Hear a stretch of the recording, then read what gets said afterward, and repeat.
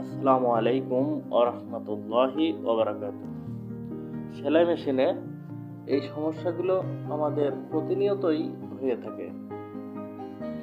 এই সমস্যাগুলো মূলত হয় আপনার ববিন কেসের জন্য।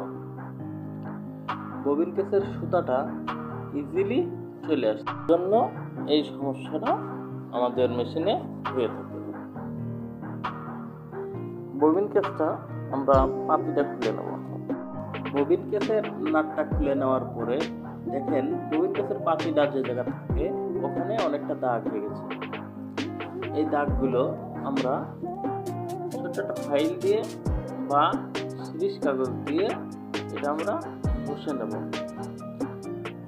সিরিজ কাগজ দিয়ে ঘষে নেওয়ার পরে আমরা ফিনিশিং ঠিকঠাক হয়েছে কিনা এটা হাত দিয়ে দেখে নেব। তারপরে পুরানো পাতিটা আমরা একটু দেখব। পুরানো পাতিটা চেঞ্জ করে দিলে ভালো হয়।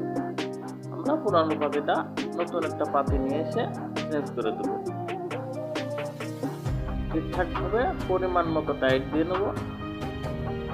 এই দেখুন ঠিক এইভাবেই চেঞ্জ করে দেবেন। নেওয়ার পরে ববিন কেসটা আমরা মেশিনে লাগাবো। লাগানোর পরে সেলাইটা চেক করে নেব। সেলাইটা ঠিকঠাক হচ্ছে কিনা দেখে নেব। ভিডিওটা ভালো লাগলে একটা লাইক করে দেবেন।